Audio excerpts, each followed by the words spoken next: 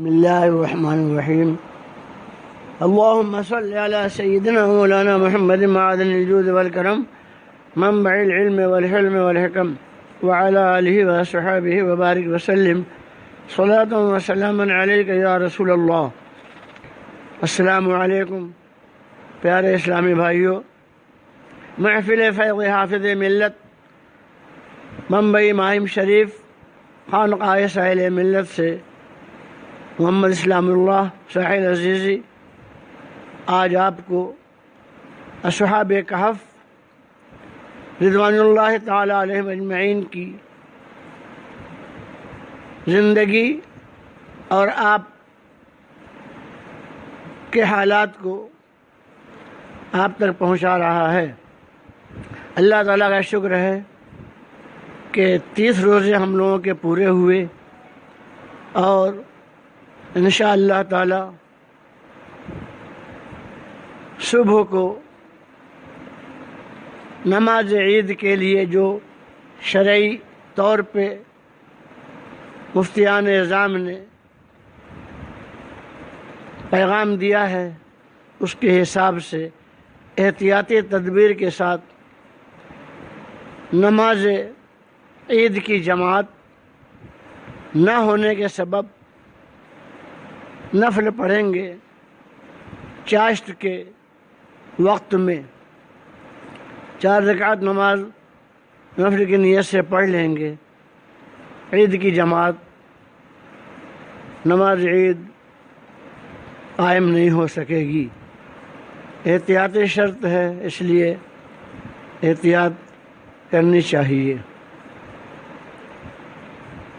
اللہ تبارک و تعالیٰ نے اپنے کلام پاک 15ویں پارے میں ایک سورہ بنی اسرائیل کے بعد سورہ کہف اپنے محبوب صلی اللہ تعالی وسلم پہ نازل فرمائی. اصحاب کہف کا واقعہ سورہ کہف میں جس طرح منقول ہے اس کی ایک آیت کی تلاوت کا شرف میں حاصل کر رہا ہوں. اعوذ باللہ من الشیطان الرجیم بسم اللہ الرحمن الرحیم. انا اصحاب الکہف والرقیم کانوا من آیاتنا عجبا. اللہ تبارک و تعالی نے ارشاد فرمایا کہ اصحاب کہف بے شک جو رقیم میں ہے وہ عجیب و غریب اس کا معاملہ ہے. اللہ تعالیٰ کی نشانیوں میں وہ ایک عجیب نشانی ہے. ہمارا ایمان ہے کہ اللہ تبارک و تعالیٰ مرنے کے بعد موت کے بعد جس طرح اپنی قدرت کاملہ سے ایک قطرے سے انسان کو اس نے پیدا فرماتا ہے اسی طرح موت اور مرنے کے بعد زندہ کرنے پہ قادر ہے. موت کے بعد پھر وہ زندہ فرمائے گا. اصحاب کہف نیک لوگ تھے, اچھے خاندان کے تھے, ایمان والے تھے. ان کو اس بات پہ یقین تھا کہ اللہ تعالیٰ ہر چیز پہ قادر ہے, وہ مرنے کے بعد دوبارہ زندہ کرنے پہ بھی قادر ہے. ہم لوگ پڑھتے ہیں آمنت باللہ وملائکتہ وکتبہ ورسلہ والیوم الآخر والقدر خیرہ وشرہ من اللہ تعالی والبعث بعد الموت. یہ بھی ایمان میں شامل ہے کہ موت کے بعد اٹھائے جانے پر. اصحاب کہف یہ 7 لوگ تھے. صحیح روایت مطابق 7 لوگ تھے ایمان والے. ان میں سے 7 کے نام ہیں کلام پاک میں مکسل مینا، یملیخا، بیتونس، اس طرح 7 نام ہیں۔ یہ لوگ نیک اور ایماندار لوگ تھے، اللہ والے تھے۔ جس زمانے میں یہ اصحاب کہف تھے، بادشاہ جو وہاں کا تھا انتہائی ظالم اور بڑا برا کافر تھا، بہت ظلم والا تھا، جو اللہ تعالیٰ کی وحدانیت پہ بالاعلان رہتا، اسے ستاتا، قتل کرتا، اور یہ عام عقیدہ تھا کہ مرنے کے بعد کچھ نہیں، زندہ کوئی نہیں کیا جائے گا۔ اصحاب کہف جو 7 لوگ تھے، ان کے ساتھ ایک کتا تھا، اس کا نام تھا قطمیر۔ یہ لوگ اس کے ظلم سے، بادشاہ کے ستائے جانے کے خوف اور ایمان کے چھین جانے سے، خوف سے شہر سے نکل کر بھاگتے بھاگتے ایک پہاڑ کے غار میں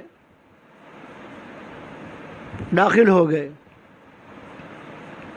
جب دقیانوس کو معلوم ہوا کہ میرے خلاف میری حکومت کے باغی لوگ ہیں جو بھاگے ہیں غار میں، تو سپاہیوں نے پیچھا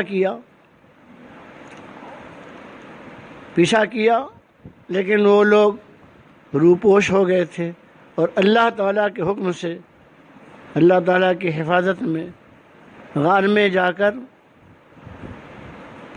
سو گئے۔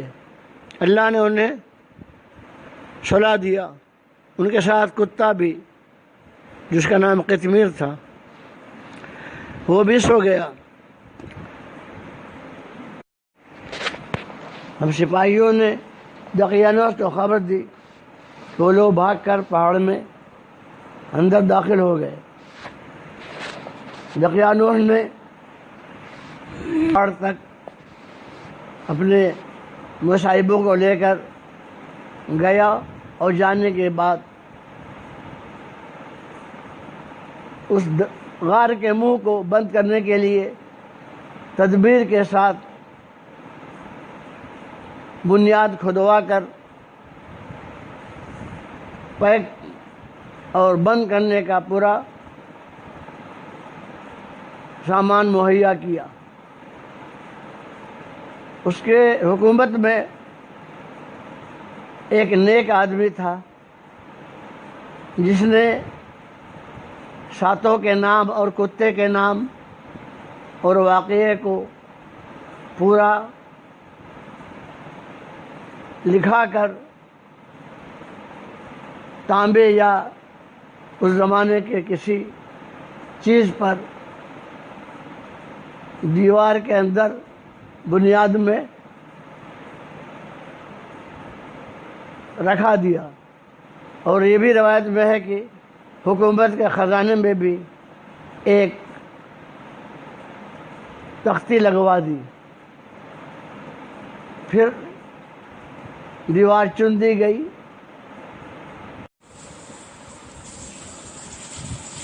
اصحاب کہف کو اللہ تبارک و تعالیٰ نے نیند سے سلا دیا۔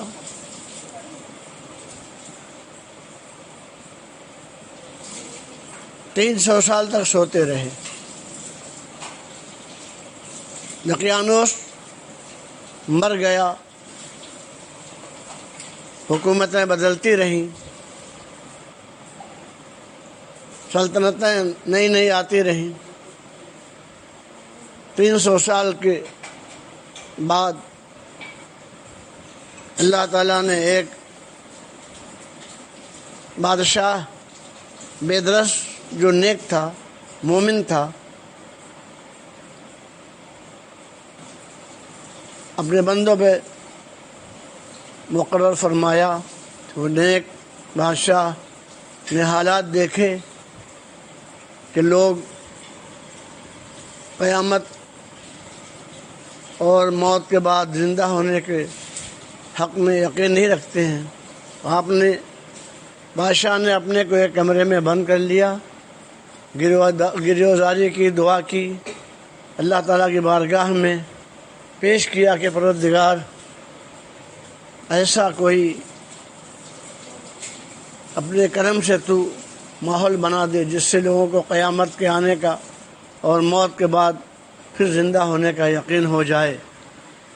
اللہ تعالیٰ نے ان کی دعا قبول فرمائی اور وہ غار کے پاس جہاں آپ لوگوں کو دقیانوس نے بند کر دیا تھا چن کر دیوار کو، ایک چرواہے نے اپنے مویشیوں کے حفاظت سے رکھنے کی جگہ سمجھی اور اس نے دیوار کو توڑا اور کے ساتھ اور اس کے ساتھی بھی تھے۔ تو دیوار ٹوٹنے سے ایسی بھیانک آواز آئی، خوفناک، کہ خوف مارے یہ سب وہاں سے بھاگ کھڑے ہوئے۔ اصحاب کہف بیدار ہوئے، خوش فرحاں اور شاداں، ایک دوسرے کو سلام کیا، نماز پڑھی اور مکسل مینا نے یملیخا سے کہا جائیے بازار دیکھیے کیا حال ہے، کچھ کھانا لے کر آ جائیے۔ وہ باہر گئے، غار کے باہر دیکھا تو اسلامی شان و شوکت نظر آئی، لوگوں کو عیسیٰ علیہ السلام کے نام کی قسمیں کھاتے ہوئے سنا۔ شہر پناہ کے گیٹ پہ جو ہے اسلامی جھنڈا نظر آیا۔ نان بائی کی دکان پہ گئے، روٹی مانگی اور پیسے دیے ان کے ہاتھ میں۔ انہوں نے پیسہ دیکھا، کہا یہ پیسہ کہاں سے آیا، اس کا چلن تو ہے ہی نہیں ہے، یہ تو کسی کو نہیں معلوم کہ یہ پیسہ، یہ روپیہ کب سے بند ہو گیا ہے۔ اور لوگ بھی وہاں جمع ہو گئے۔ جب لوگوں نے پیسے دیکھا تو ان سے پوچھنے لگے کہ یہ پیسہ تمہیں کہاں سے ملا۔ کچھ لوگوں نے سوچا کہ خزانہ ان کے ہاتھ آ گیا ہے، ان کو لے کر پولیس کے پاس گئے۔ جب پولیس نے ان سے پوچھا کہ یہ پیسے کہاں سے آئے تو یملیخا نے کہا کہ پہلے یہ بتاؤ کہ دقیانوس کا کیا حال ہے۔ وہ یہ سمجھے کہ یہ ایک دو روز کی بات ہے، وہ تو مر چکا تھا۔ لوگوں نے کہا وہ تو زمانہ ہوا، ختم ہو گیا، سلطنت بدل گئی، 300 سال ہو گئے، یہ پیسہ آپ کا 300 سال کی خبر دے رہا ہے۔ عمرہ اور روسا جو تھے سپاہیوں کے ساتھ بیدرس بادشاہ کے پاس لے گئے۔ بادشاہ نے سارے حالات کو معلوم کیا، اچھی طرح سمجھ میں آ گیا کہ کچھ مسئلہ الگ ہی ہے۔ میری دعا اللہ تعالیٰ نے قبول فرمائی ہے۔ سب کو لے کر یملیخا کے ساتھ جب غار پہ پہنچے تو بھیڑ بھاڑ سن کر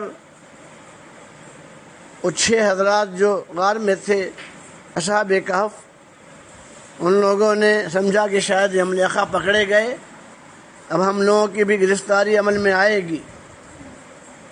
جب بادشاہ وہاں پہنچا تو دیوار جو ٹوٹی ہوئی تھی اس کے اندر سے وہ تختی نمایاں ہوئی، جو نیک آدمی نے آپ لوگوں کے ناموں کو اور واقعات کو کتے کو نوٹ کر دیا تھا، دیوار میں لگا دیا تھا۔ تب ان لوگوں نے یہ سمجھا یقین کے ساتھ کہ یہ اللہ تعالیٰ کی طرف سے ان لوگوں کو 300 سال تک سونے کا موقع دیا اللہ تبارک و تعالیٰ نے، اور موت کے بعد زندہ ہونے کا یقین ہو گیا اور عام اعلان ہو گیا کہ یہ عقیدہ حق ہے کہ اللہ تعالیٰ موت کے بعد زندہ اٹھانے پہ قادر ہے، قادر مطلق ہے۔ اصحاب کہف نے بادشاہ سے معانقہ کیا، گلے ملے اور اس کو دعائیں دی کہ تمہاری حکومت اللہ تعالیٰ مستحکم اور مضبوط فرمائے اور تم باعزت رہو۔ سلام کر کے وہ لوگ اندر داخل ہو گئے اور اللہ تعالیٰ نے انہیں موت کا جام پلایا۔ کتا بھی ساتھ میں جو ہے وہ مر گیا۔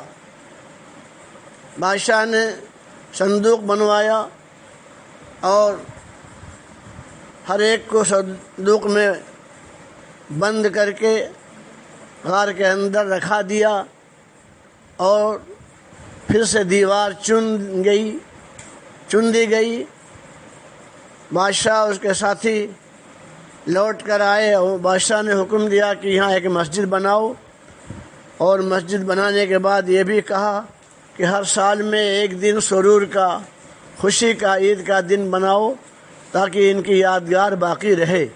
اس سے عرس پاک کا بھی ثبوت ملتا ہے کہ پہلے کے نیک لوگوں کا طریقہ یادوں کو منانے کا رہا ہے۔ حدیث پاک اور قرآن پاک کی تفسیر سے بھی بہت سارے ثبوت مہیا ہیں دنوں کے منانے کا۔ پروردگار عالم آج کی یہ شب جو آخری رمضان المبارک کی، پروردگار عالم اس رات کو بھی ہمیں جنت الفردوس کی بہاروں والے سے ملائے۔ اللہ تبارک و تعالیٰ کی طرف سے شب عید بھی وہ شب قدر سے کم نہیں ہے۔ شب قدر کا ثواب شب عید میں بھی ہے۔ کل صبح کو عید ہوگی، لیکن عید کی خوشی اللہ تعالیٰ کی یاد سے ہے۔ نماز عید کا جو پابند وصول ہے، علماء اور صوفیاء اور مفتیان اعظام نے بنایا ہے، اس حساب سے نماز عید کا خطبہ، تکبیریں، اجتماع نہیں ہو سکے گا۔ اپنے اپنے گھروں میں 4 رکعت نماز چاشت کے وقت کے لحاظ سے خواتین اور برادران اسلام گھر میں ادا کریں گے۔ اپنی جانب سے قانون شکنی نہیں ہونی چاہیے۔ زبردستی جماعت قائم کرنا بھی جو ہے وہ خلاف ہے آئین کے۔ اللہ تبارک و تعالیٰ عید کی خوشیاں سادگی کے ساتھ شکرانے کے طور منانے کی توفیق عطا فرمائے۔ 2019 میں 1441 میں جو خوشی ہوئی ہے، اس سے کم اللہ تعالیٰ اس رمضان کی اور عید کی خوشی عطا نہیں فرمائے گا۔ پوری خوشی عطا فرمائے گا، کیونکہ ہم مجبور ہیں۔ اللہ تعالیٰ ہمیں محروم نہیں رکھے گا۔ اللہ تبارک و تعالیٰ کے حبیب صلی اللہ تعالی وسلم کی محبت میں اضافے کے ساتھ اللہ تعالیٰ زندگی عطا فرمائے، اور پروردگار عالم آئندہ یہ بلا اور یہ طوفان جو آج دنیا میں ہے، اللہ تعالیٰ کی ناراضگی دور ہو جائے۔ اس کے بندے جو ایمان والے ہیں اللہ تعالیٰ کو راضی کریں۔ پروردگار عالم آنے والے مصائب و آلام کو آنے سے پہلے دفع فرمائے۔ انشاءاللہ تعالی ہم لوگ اہل سنت والجماعت کے لوگ ہیں جن کا عقیدہ یہ ہے کہ اللہ تعالیٰ کے بعد اگر کوئی ذات ہے تو وہ اللہ تعالیٰ کے محبوب، اللہ تعالیٰ کی طرف سے بنائے ہوئے ساری کائنات سے افضل و اعلیٰ ہیں، جن کا نام محمد صلی اللہ تعالیٰ علیہ وسلم ہے۔ ان کے بغیر نہ دنیا ہے اور نہ دین ہے۔